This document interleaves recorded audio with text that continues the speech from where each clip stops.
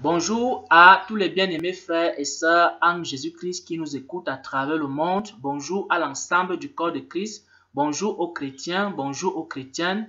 Bonjour également aux hommes du monde entier, à tous ceux qui veulent comprendre pourquoi à l'heure actuelle, il y a beaucoup de calamités, pourquoi depuis quelques années, il y a beaucoup de calamités dans le monde, pourquoi depuis quelques années, il y a beaucoup de catastrophes dans le monde. Et depuis quelques années, il y a également des maladies qui sont en train de se propager dans le monde, des épidémies, des pandémies qui se propagent dans le monde. Et le dernier en date, c'est le coronavirus. Donc, j'aimerais ici donner une lumière à tous ceux qui nous écoutent pour leur faire comprendre la raison pour laquelle il y a toutes ces calamités, la raison pour laquelle il y a toutes ces choses. Cela se résume à une seule chose. Cela se résume dans l'enseignement qui concerne les trois feux de Dieu. Si vous comprenez l'enseignement qui concerne les trois feux de Dieu, alors vous allez comprendre pourquoi est-ce qu'il y a des calamités dans le monde, pourquoi est-ce qu'il y a des catastrophes dans le monde et ce que Dieu attend de nous dans ces temps difficiles, ce que Dieu attend de l'Église dans ces temps difficiles, ce que Dieu attend des chrétiens dans ces temps difficiles, ce que Dieu attend des serviteurs de Dieu dans ces temps difficiles. Et également, lorsque vous allez comprendre l'enseignement sur les trois feux de Dieu, vous allez comprendre qui peut être touché par les catastrophes et les calamités qu'il y a actuellement sur la terre. Et vous allez comprendre aussi qui ne sera pas touché par ce qui va arriver et sur la terre. Donc cela a commencé par des catastrophes, cela est en train de se poursuivre aujourd'hui par des épidémies, des pandémies et cela risque de continuer dans les années à venir par d'autres catastrophes. Mais pourquoi est-ce que ces choses sont en train de se passer à l'heure actuelle partout dans le monde, partout sur la terre? Qu'est-ce que l'Église doit comprendre de ce qui se passe? Qu'est-ce que les hommes du monde entier doivent comprendre de ce qui se passe? Quelle est l'attitude que Dieu attend de chacun de nous? Quelle est l'attitude que Dieu attend des chrétiens? Quelle est l'attitude que Dieu attend des hommes? Alors, pour expliquer ou alors pour donner l'enseignement en ce qui concerne les trois feux de Dieu, il faut d'abord que nous puissions entrer dans les Écritures, que nous entrions d'abord dans les Écritures. Dans les Écritures, il est écrit dans Marc 9, dans les Écritures, il est écrit dans Marc 9 au verset 49, il est écrit « Car tout homme sera salé de feu. » Car tout homme sera salé de feu. Parce que tout à l'heure, nous allons voir le contexte dans lequel le Seigneur Jésus a eu à faire cette déclaration. Il a proclamé une vérité éternelle. Il a dit une chose. Tout homme sera salé par le feu. C'est-à-dire quoi? Ça veut dire que tout homme va passer par un feu. Et il y a combien de feux ici? Que nous allons voir dans cet enseignement, il y a trois feux.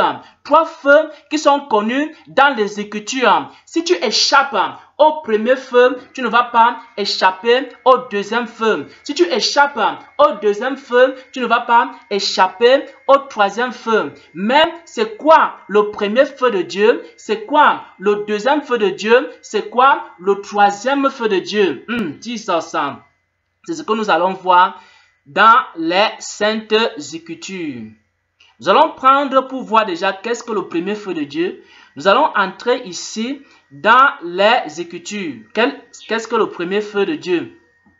Il est écrit dans 1 Pierre 1, à partir du verset 7, il est écrit « C'est là ce qui fait votre joie, quoique maintenant, puisqu'il le faut, vous soyez attristés pour un peu de temps par diverses épreuves, afin que l'épreuve de votre foi, plus précieuse que l'or périssable, qui cependant est éprouvé par le feu, ait pour résultat la louange, ait pour résultat la gloire, ait pour résultat l'honneur, et lorsque Jésus-Christ apparaîtra. » Donc, dans l'épître de Pierre, 1 Pierre 1, à partir du verset 7, l'apôtre Pierre est en train de dire ici, il s'adresse aux chrétiens, il dit aux chrétiens que les chrétiens sont en train d'être attristés par diverses sortes d'épreuves.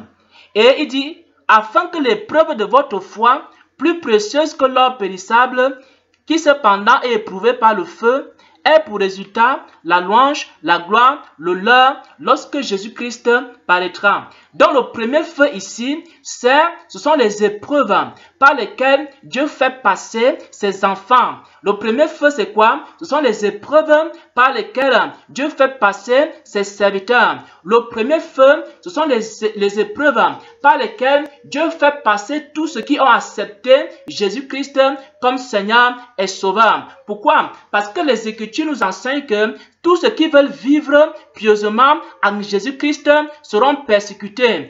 Parce que nous avons choisi Jésus comme le Seigneur et Sauveur, alors nous sommes dans un combat. Nous n'avons pas à lutter ni contre la chair, ni contre le sang, contre les dominations, les principautés, les autorités, les forces du mal. C'est également les combats que nous menons pour nous conserver purs, les combats que nous menons pour nous préserver du mal, les combats que nous menons face aux forces du mal, les combats que nous menons face aux forces des ténèbres, les combats que nous menons pour nous sanctifier, pour nous purifier. Et Dieu nous soumet aussi à des épreuves pour nous perfectionner. Ça, c'est les épreuves ou alors le feu des chrétiens, des vrais chrétiens. Tous les chrétiens qui aiment le Seigneur, tous les chrétiens qui sont attachés à Dieu, passent par le feu. Et ce feu, ce sont des épreuves.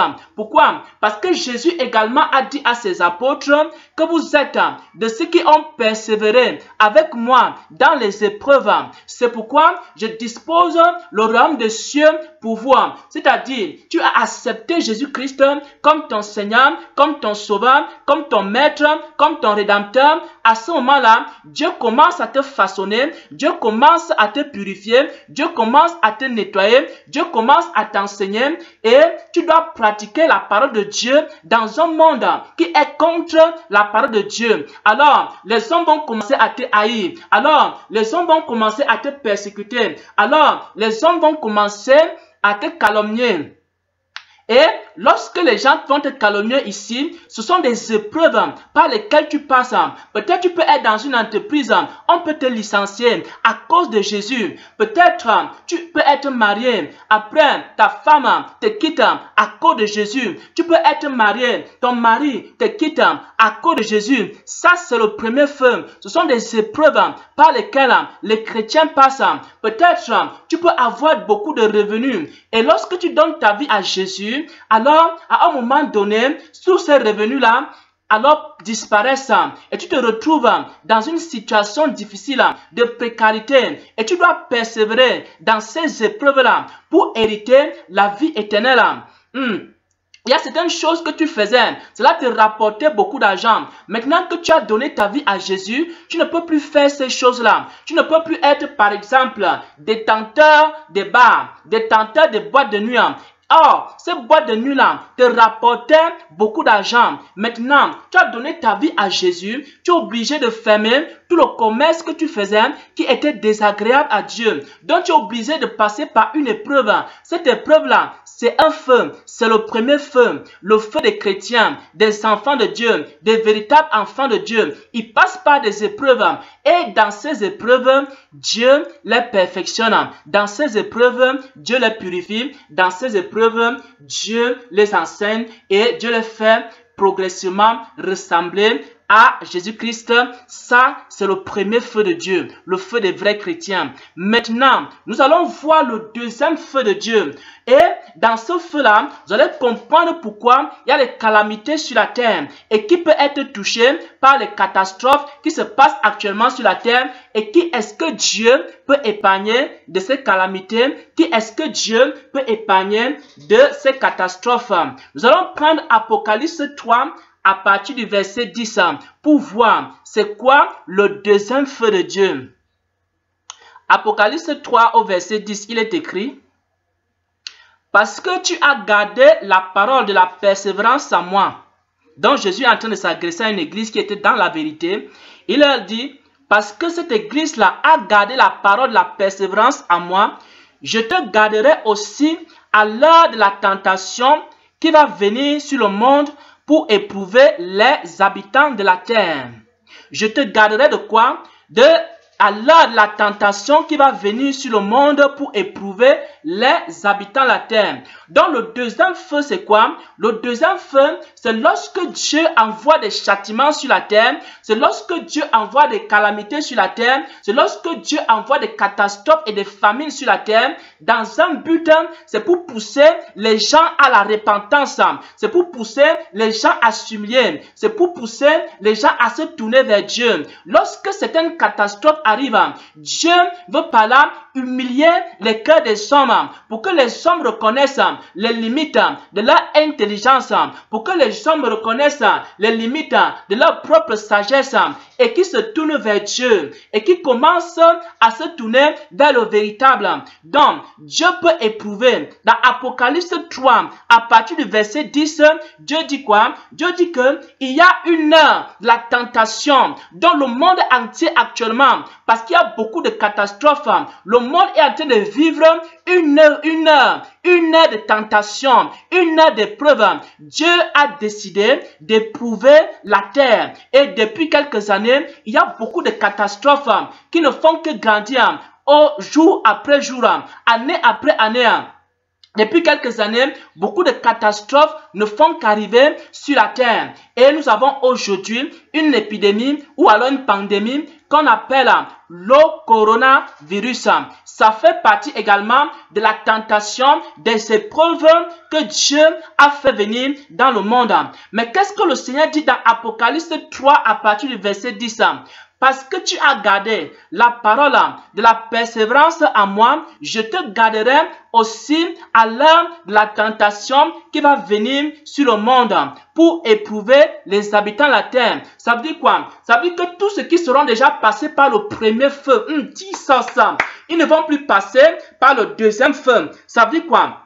Ça veut dire que si quelqu'un est passé par les épreuves de Dieu, Dieu ne va plus encore l'éprouver par les maladies. Ça veut dire quoi? Ça veut dire que lorsque des catastrophes vont arriver, des calamités vont arriver, les enfants de Dieu qui ont marché dans les épreuves avec Dieu, ces gens-là ne seront pas atteints des famines qui viendront dans le monde.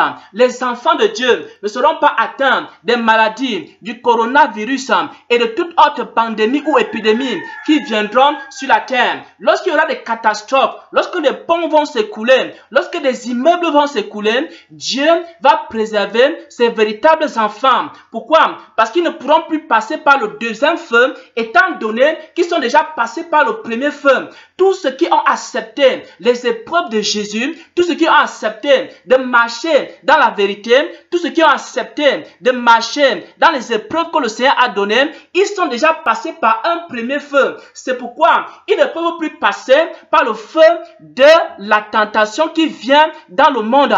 Donc, les maladies qui viendront, les catastrophes qui viendront dans le monde pour éprouver l'Église, pour éprouver les hommes de la terre, afin qu'ils se repentent, ces choses-là ne vont pas toucher les vrais chrétiens, ne vont pas toucher les vrais serviteurs de Dieu. Donc, si tu veux échapper au coronavirus, si tu veux échapper à toutes les autres maladies, calamités, catastrophes qui viendront sur la terre. Pourquoi? Parce qu'à ce moment-ci, la terre, selon Apocalypse 3, verset 10, est en train de vivre une heure de la tentation, une heure des épreuves.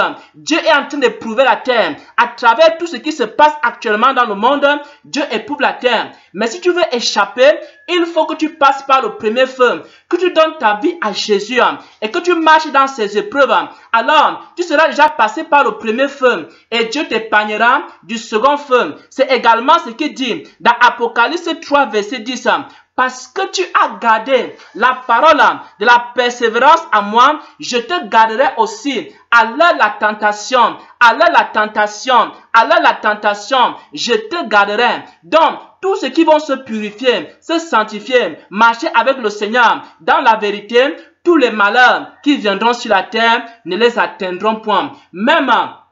Également, même lorsqu'il y aura la marque de la bête, même lorsqu'il y aura n'importe quoi qui viendra, les vrais enfants de Dieu, tous ceux qui se seront attachés au Seigneur, ils vont échapper au jugement de Dieu, ils vont échapper aux maladies, aux catastrophes et aux calamités. Ça, c'est le deuxième feu. Nous allons maintenant voir le troisième feu. Pourquoi? Rappelez-vous que cette lumière, cet enseignement s'appelle les trois feux de Dieu. Si tu échappes au premier feu, tu n'échapperas pas au deuxième feu. Si tu échappes au deuxième feu, tu n'échapperas pas au troisième feu. Maintenant, le troisième feu, c'est quoi? C'est le feu pour tous les hommes qui ont refusé le premier feu. C'est-à-dire, ils ont refusé Jésus-Christ comme Seigneur et Sauveur. Le deuxième feu, le troisième feu, c'est pour également les gens qui ont refusé le deuxième feu. C'est-à-dire, lorsque les calamités sont venues sur la terre,